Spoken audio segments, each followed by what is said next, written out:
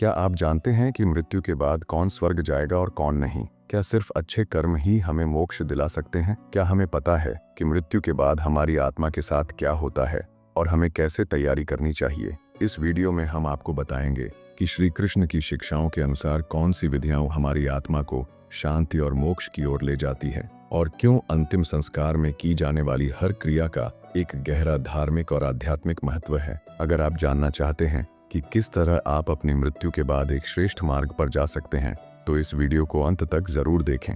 मृत्यु का सत्य और गरुड़ को दी गई श्री कृष्ण की शिक्षा। यह कथा उस समय की है जब भगवान श्री कृष्ण द्वारका में अपने राज्य का संचालन कर रहे थे। गरुड़, जो भगवान विष्णु के वाहन और परम भक्त हैं, एक दिन भगवान कृष्ण के पास पहुंचे। गरुड़ के मन में मृत्यु और उसके बाद की प्रक्रिया को लेकर अनेक प्रश्न थे। उन्होंने विनम्रता पूर्वक श्री कृष्ण से पूछा, हे प्रभु, मृत्यु का सत्य क्या है और मृत्यु के बाद आत्मा का क्या होता है? कृपया मुझे इस रहस्य को समझाइए ताकि मैं इसे दूसरों को समझाने में सक्षम हो सकूं।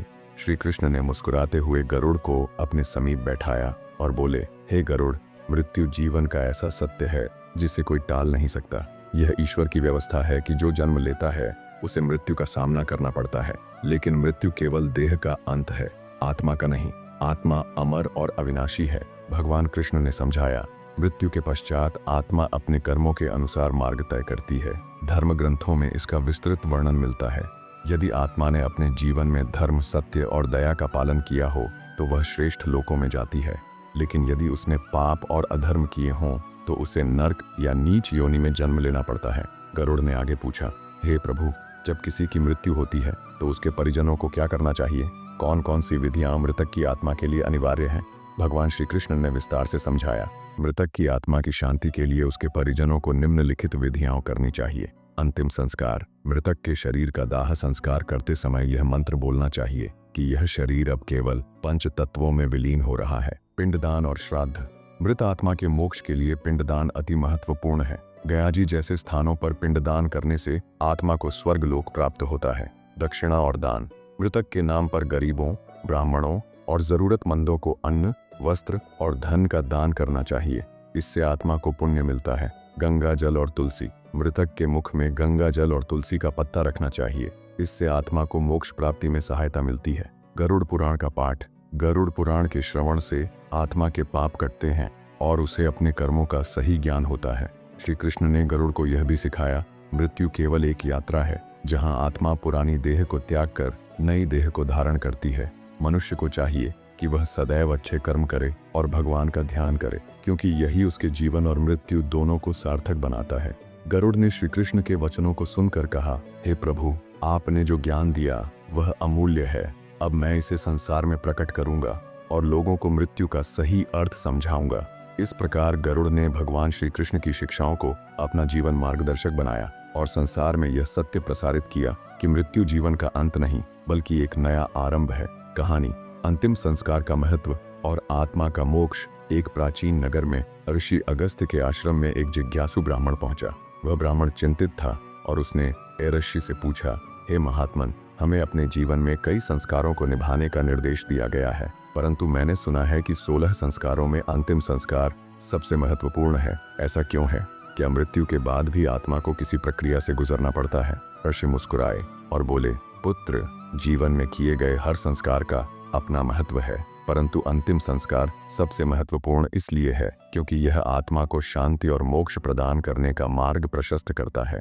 ऋषि ने समझाया, अंतिम संस्कार आत्मा को उसके भौतिक बंधनों से मुक्त करने की प्रक्रिया है। जब शरीर मृत्यु को प्राप्त होता है तो आत्मा पुरानी देह को त्यागती है और नए मार्ग की ओर बढ़ती है, लेकिन यदि अंतिम संस्कार सही विधि से न किया जाए तो आत्मा असमंजस में रहती है और भटकती है। शास्त्रों के अनुसार 16 संस्कारों में अंतिम संस्कार आत्मा को भौतिक संसार से परे ले जाने का साधन है। यह एक ऐसा संस्कार है जो मनुष्य के जीवन के कर्मों का अंतिम निष्कर्ष देता है। ऋषि ने गरुड़ पुराण का उदाहरण देते हुए कहा, गरुड़ पुराण में कहा गया है कि मृत्यु के बाद आत्मा सूक्ष्म शरीर में रहती है। इसे अपने कर्मों का फल भुगतने के लिए यमलोक की यात्रा करनी होती है, लेकिन यह यात्रा तभी संभव है जब शरीर को पंच तत्वों में विलीन कर दिया जाए। यदि यह प्रक्रिया अधूरी रह जाए तो आत्मा अपने अगले चरण में नहीं जा पाती। ऋषि अगस्त्य ने ब्राह्मण को अंतिम संस्कार की सही विधि बताई। शरीर का दाह संस्कार। शरीर को अग्नि के हवाले करना, आत्मा को पंचतत्वों पृथ्वी, जल, अग्नि, वायु, आकाश में विलीन करने का प्रतीक है। अस्थि विसर्जन, गंगा या पवित्र नदी में अस्थियों का विसर्जन आत्मा को पवित्रता और शांति प्रदान करता है। पिंडदान, आत्मा को यमलोक की यात्रा में सहायता प्रदान करने के लिए पिंडदान अनिवार्य है। यह आत्मा को भोजन का प्रतीकात्मक रूप प्रदान करता है। श्राद्ध और तर्पण, श्राद्ध कर्म मृतक के पितरों को सम्मान देने और उनकी आत्मा को संतोष प्रदान करने का एक माध्यम है।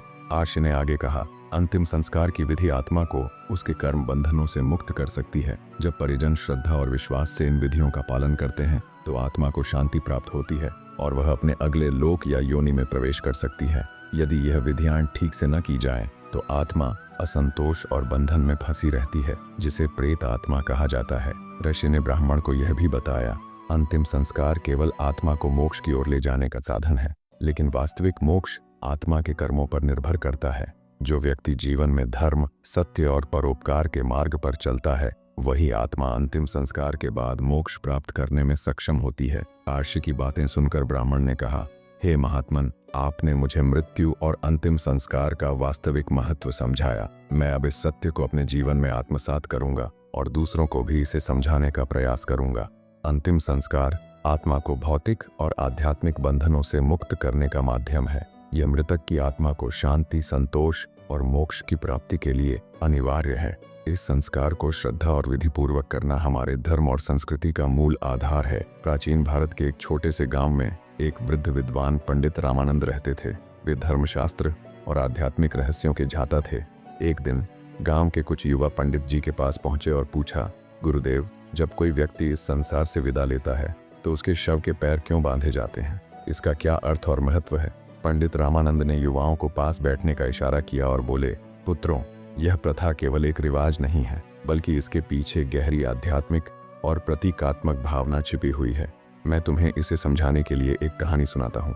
बहुत समय पहले एक राजा श्रुतसेन अपनी प्रजा के प्रति बहुत दयालु और न्यायप्रिय था, परंतु उसका एक भय था, मृत्यु का भय। वह मृत्यु के बाद आत्मा की स्थिति और उसके कर्मों के प्रभाव को लेकर चिंतित रहता था। एक दिन राजा ने अपने राजगुरु से पूछा, हे गुरुदेव, जब कोई व्यक्ति मर जाता है तो उसकी आत्मा का क्या होता है और शव के पैर क्यों बांधते हैं? राजगुरु ने उत्तर दिया, राजन, जब एक व्यक्ति इस संसार से विदा लेता है तो उसकी आत्मा देह को त्याग कर सूक्ष्म शरीर धारण करती है, परंतु इस प्रक्रिया में आत्मा का मोह और अशांति उसे स्थिर नहीं रहने देती। शव के पैर बांधना आत्मा को स्थिरता प्रदान करने का प्रतीक है। राजगुरु ने बताया, मृत्यु के बाद आत्मा कई बार अपने भौतिक शरीर से मोहवश जुड़ी रहती है। यदि शव को बिना पैर बांधे छोड़ा जाए तो यह अशांति और अस्थिरता का प्रतीक हो सकता है। पैर बांधने से आत्मा को यह संकेत मिलता है कि उसका भौतिक बंधन अब समाप्त हो चुका है और उसे अपने अगले गंतव्य की ओर बढ़ना है। प्राचीन काल की बात है, राजा धर्मसेन अपने राज्य में धार्मिक और सामाजिक परंपराओं का पालन करने के लिए प्रसिद्ध थे। एक दिन उनके दरबार में एक साधु पधारे। साधु ने राजा से कहा, राजन, मृत्यु के बाद इंसान को नए कपड़े पहनाने की प्रथा क्यों निभाई जाती है? क्या आप इसका रहस्य जानते हैं? राजा कुछ देर चुप रहे और बोले, महाराज, मैंने तो यह परंपरा अपने पूर्वजों से सीखी है, परंतु इसका गहरा अर्थ मैं नहीं जानता। कृपया इसे मुझे समझाइए। साधु मुस्कुराए और बोले, राजन, इसके पीछे केवल परंपरा ही नहीं बल्कि आत्मा और जीवन के गूढ़ रहस्य छिपे हैं। मैं तुम्हें इसे एक कथा के माध्यम से समझाऊंगा। बहुत समय पहले काशी नगरी में एक महान संत निवास करते थे। उनकी प्रसिद्धि दूर दूर तक फैली हुई थी। एक बार उनके पास एक व्यक्ति आया जिसने पूछा, गुरुदेव, जब किसी व्यक्ति का निधन होता है तो हम उसे नए कपड़े क्यों पहनाते हैं? क्या यह केवल दिखावा है या इसके पीछे कोई विशेष कारण है? संत मुस्कुराए और बोले, पुत्र, यह केवल एक रिवाज नहीं बल्कि आत्मा की पवित्रता और उसके अगले मार्ग की तैयारी का प्रतीक है। संत ने कहा, नए कपड़े आत्मा की पवित्रता का प्रतीक है। जब कोई व्यक्ति इस संसार से विदा लेता है तो उसका शरीर पंचतत्वों में विलीन हो जाता है, परंतु आत्मा शाश्वत है। आत्मा को अगले मार्ग पर भेजने से पहले उसे शुद्ध और पवित्र बनाने की आवश्यकता होती है। नए कपड़े इस शुद्धता का प्रतीक हैं ताकि आत्मा अपने अगले पड़ाव पर शुभता और शांति के साथ जाए। संत ने आगे बताया, मृत्यु जीवन का अंत नहीं बल्कि एक नए चक्र की शुरुआत है। नए कपड़े आत्मा को यह संदेश देते हैं कि अब उसे अपने पुराने बंधनों और कर्मों को त्याग कर नए जीवन की ओर बढ़ना है। यह एक नई यात्रा की तैयारी है जिसमें शुद्धता और शुभता अत्यंत महत्वपूर्ण है। संत ने एक और उदाहरण दिया। एक बार एक किसान की मृत्यु हो गई। उसके पुत्र ने उसे नए कपड़े पहनाने से मना कर दिया, यह सोचकर कि यह केवल एक खर्चीली परंपरा है, परंतु उसी रात उसने सपना देखा कि उसके पिता एक फटेहाल अवस्था में किसी अनजान मार्ग पर भटक रहे हैं। पिता ने उससे कहा, पुत्र, तुमने मुझे नए कपड़े नहीं पहनाए, जिससे मेरी आत्मा अशांत है और मैं अपने अगले मार्ग पर जाने में असमर्थ हूँ। इस सपने के बाद पुत्र ने अपने पिता को विधिवत नए कपड़े पहनाकर अंतिम संस्कार किया। उसके बाद उसने फिर कभी ऐसा सपना नहीं देखा। आत्मा का सम्मान। नए कपड़े पहनाना यह दर्शाता है कि मृतक को उनके जीवन के लिए सम्मान दिया जा रहा है। सकारात्मक ऊर्जा। नए कपड़े पहनाने से आत्मा को शुभ ऊर्जा मिलती है, जो उसे मोक्ष या अगले जन्म की ओर अग्रसर करती है। 5 तत्वों का समर्पण। नए कपड़े आत्मा के शुद्धिकरण और 5 तत्वों मिट्टी, जल, अग्नि, वायु, आकाश को समर्पण का प्रतीक है। भौतिक बंधन से मुक्ति। कपड़ों का परिवर्तन यह दर्शाता है कि अब आत्मा को भौतिक संसार के बंधनों से मुक्त कर दिया गया है। साधु ने अपनी बात समाप्त करते हुए कहा, राजन, शव को नए कपड़े पहनाना केवल एक परंपरा नहीं, बल्कि आत्मा को सम्मान, शुद्धता और शुभता प्रदान करने का एक साधन है। यह जीवन और मृत्यु के बीच के सेतु का एक महत्वपूर्ण भाग है। राजा धर्मसेन ने साधु की यह बात गहराई से समझी और अपने राज्य में इस परंपरा के महत्व को सभी को समझाने का प्रयास किया। शव को नए कपड़े पहनाने का उद्देश्य आत्मा को शुद्ध और पवित्र वातावरण प्रदान करना है, ताकि वह अपने अगले मार्ग पर शुभता और शांति के साथ अग्रसर हो सके। यह जीवन के चक्र को पूरा करने और आत्मा को सकारात्मक ऊर्जा देने का प्रतीक है। यह कहानी उस समय की है जब राजा प्रतापसेन अपने राज्य में धार्मिक और सामाजिक परंपराओं को गहराई से समझने के लिए प्रसिद्ध थे। एक दिन उनके दरबार में एक वृद्ध ब्राह्मण आए और उन्होंने राजा से कहा, राजन, मैंने देखा है कि जब किसी का दाह संस्कार किया जाता है तो उसके सिर पर डंडा मारा जाता है। यह परंपरा क्यों निभाई जाती है? क्या आप इसका अर्थ जानते हैं? राजा प्रतापसेन ने थोड़ी देर सोचकर उत्तर दिया, ब्राह्मण देवता, यह हमारी परंपरा है, परंतु इसका गूढ़ अर्थ मुझे ज्ञात नहीं। कृपया इसका रहस्य मुझे समझाए। बहुत समय पहले काशी नगरी में एक संत रहते थे जो मृत्यु और आत्मा के रहस्यों को गहराई से जानते थे। उनके पास एक दिन एक शिष्य आया और उसने पूछा, गुरुदेव, जब किसी व्यक्ति का दाह संस्कार होता है तो उसके सिर पर डंडा क्यों मारा जाता है? क्या यह केवल एक रिवाज है या इसके पीछे कोई विशेष कारण है? संत ने मुस्कुराते हुए उत्तर दिया, यह केवल एक रिवाज नहीं, बल्कि आत्मा और शरीर के सूक्ष्म संबंध को तोड़ने का एक माध्यम है। मैं तुम्हें इसे समझाने के लिए घटना बताता हूँ। एक बार एक व्यक्ति की मृत्यु हो गई। उसका अंतिम संस्कार किया जा रहा था। जब उसकी चिता जलने लगी तो उसकी आत्मा सूक्ष्म शरीर में फंसी हुई थी।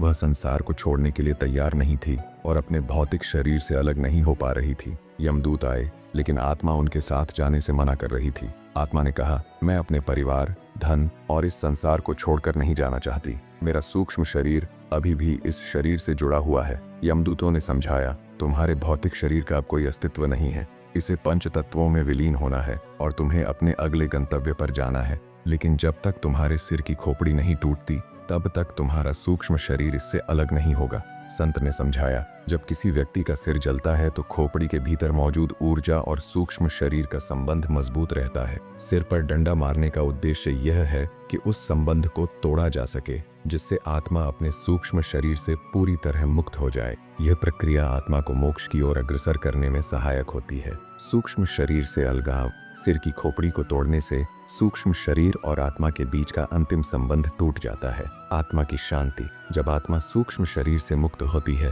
तो वह भटकती नहीं और अपने अगले गंतव्य की ओर बढ़ जाती है। 5 तत्वों में विलय। सिर पर डंडा मारने से शरीर जल्दी 5 तत्वों में विलीन होता है और आत्मा को भौतिक संसार से मुक्त होने में सहायता मिलती है। एक साधारण किसान की मृत्यु हुई। उसके पुत्र ने सिर पर डंडा मारने की परंपरा को अनदेखा कर दिया, ये सोचकर कि यह बेवजह है, परंतु उसके पिता की आत्मा भटकने लगी और कई रातों तक उसे सपने में दिखाई दी। आत्मा ने कहा, पुत्र, मेरा सूक्ष्म शरीर अभी भी मेरे भौतिक शरीर से जुड़ा हुआ है। तुमने परंपरा का पालन नहीं किया, जिससे मैं मुक्त नहीं हो पा रहा हूँ। पुत्र ने अगले ही दिन विधि विधान से अपने पिता के सिर पर डंडा मारकर उनका अंतिम संस्कार किया। इसके बाद आत्मा ने फिर कभी उसे परेशान नहीं किया। ब्राह्मण ने अपनी कथा समाप्त करते हुए कहा, राजन, सिर पर डंडा मारने की परंपरा केवल एक रिवाज नहीं, बल्कि आत्मा की मुक्ति और सूक्ष्म शरीर के बंधन को तोड़ने का प्रतीक है। यह आत्मा को अशांति से बचाने और उसे मोक्ष की ओर अग्रसर करने में सहायक है। राजा प्रतापसेन ने इस परंपरा के महत्व को समझा और अपने राज्य में इसे निभाने का आदेश दिया, ताकि मृतकों की आत्माओं को शांति और मुक्ति मिल सके। सिर की खोपड़ी तोड़ना केवल एक धार्मिक क्रिया नहीं, बल्कि आत्मा और सूक्ष्म शरीर के संबंध को समाप्त करने का प्रतीक है। यह आत्मा को भटकने से बचाता है और उसे शांति व मोक्ष प्राप्त करने में मदद करता है। सृष्टि के प्रारंभिक काल में जब यमराज ने मृतकों की आत्माओं का न्याय करना प्रारंभ किया तो उन्होंने देखा कि कई आत्माएं अपने पापों के कारण भटकती रहती थीं और उन्हें मोक्ष नहीं मिल पाता था। यमराज ने भगवान विष्णु से इस समस्या का समाधान पूछा। भगवान विष्णु ने कहा, तिल और कुश दो ऐसी वस्तुएं हैं जिनमें पवित्रता और शक्ति का वास है। तिल जो स्वयं अग्निदेव और वरुण देव के आशीर्वाद से उत्पन्न हुए हैं, पापों को नष्ट करने की शक्ति रखते हैं। कुश जो भगवान विष्णु के परम भक्त धर्मराज से उत्पन्न हुए हैं, आत्मा को पवित्रता और स्थिरता प्रदान करते हैं। इन दोनों का उपयोग तर्पण, श्राद्ध और दाह संस्कार में आत्मा की शुद्धि और शांति के लिए किया जाना चाहिए। तिल को अग्नि, वरुण और चंद्रमा का आशीर्वाद प्राप्त है। जब तिल का उपयोग तर्पण या श्राद्ध में किया जाता है तो यह मृत आत्मा के पापों को नष्ट कर देता है और उसे मोक्ष का मार्ग दिखाता है। तिल और जल तर्पण करते समय तिल और जल का उपयोग इसलिए किया जाता है क्योंकि तिल आत्मा के पापों को समाप्त करता है और जल उसे शांति प्रदान करता है। तिल का दान, पुराणों के अनुसार जो व्यक्ति तिल का दान करता है उसे पुण्य की प्राप्ति होती है और मृतक की आत्मा को पाप बंधनों से मुक्ति मिलती है। वैज्ञानिक दृष्टि, तिल में ऊष्मा और ऊर्जा होती है जो शरीर और आत्मा को स्थिरता प्रदान करती है।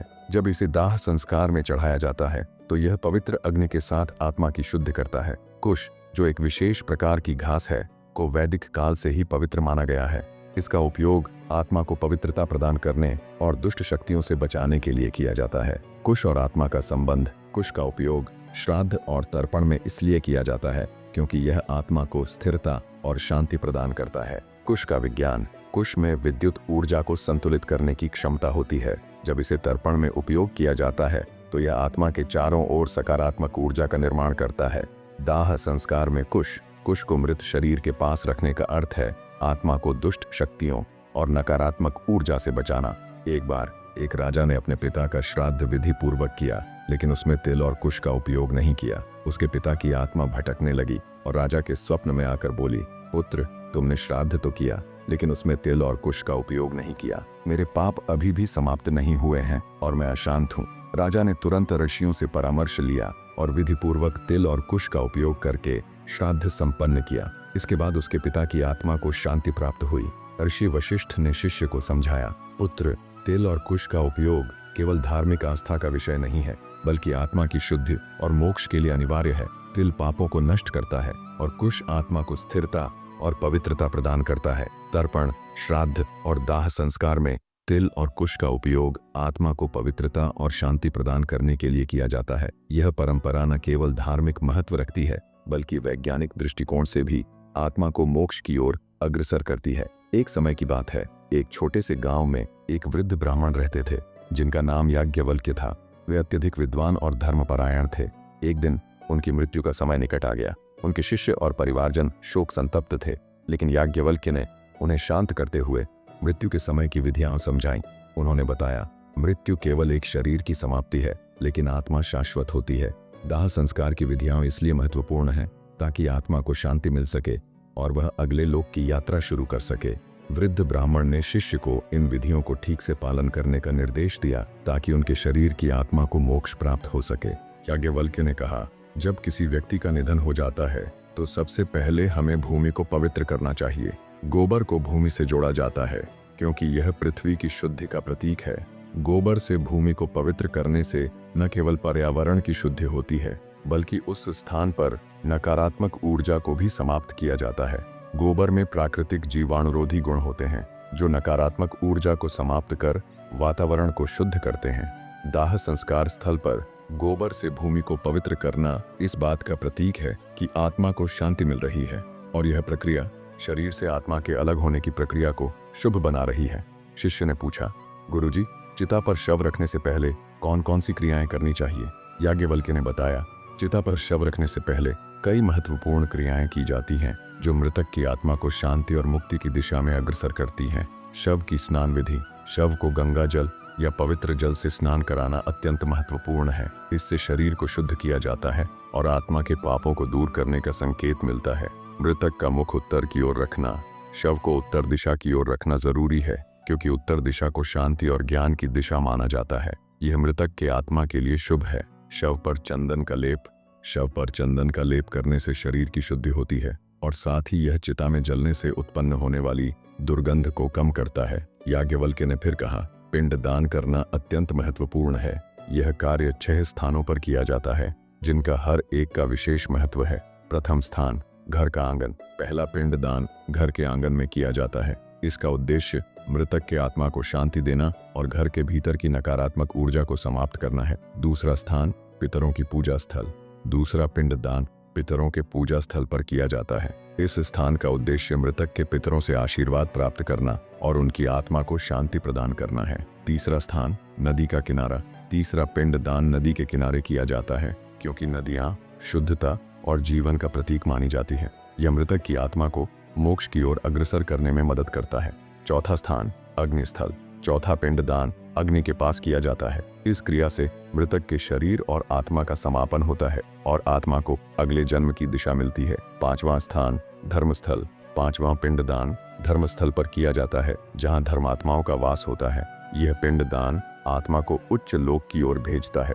छठा स्थान, संतों और ऋषियों की समाधि स्थल। छठा पिंड दान संतों और ऋषियों की समाधि स्थल पर किया जाता है। यह पिंड दान आत्मा को श्रेष्ठ मार्ग पर अग्रसर करता है और उसे मोक्ष की प्राप्ति में सहायक होता है। मृत्यु के समय और दाह संस्कार की विधियां जीवन और मृत्यु के चक्र को समझने का एक माध्यम है। इन विधियों का पालन करने से न केवल मृतक की आत्मा को शांति मिलती है, बल्कि जीवितों को भी आंतरिक शांति और मानसिक संतुलन प्राप्त होता है।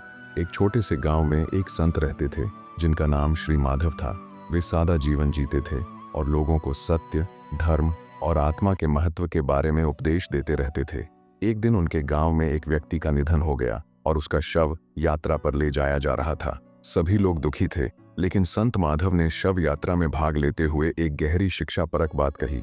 संत माधव ने कहा, जैसे एक नाविक समुद्र की लहरों से संघर्ष करते हुए अपनी नाव को किनारे तक पहुंचाता है, ठीक वैसे ही जीवन के संघर्षों के बाद हर आत्मा को संसार की असत्य लहरों से पार होकर शांति की ओर बढ़ना होता है। और यह यात्रा, जो शव यात्रा के रूप में होती है, एक आवश्यक प्रक्रिया है जो आत्मा को उसके असली स्वरूप से अवगत कराती है। तभी गांव वाले शव के साथ चल रहे थे और शव यात्रा में पारंपरिक मंत्र राम नाम सत्य है का उच्चारण कर रहे थे।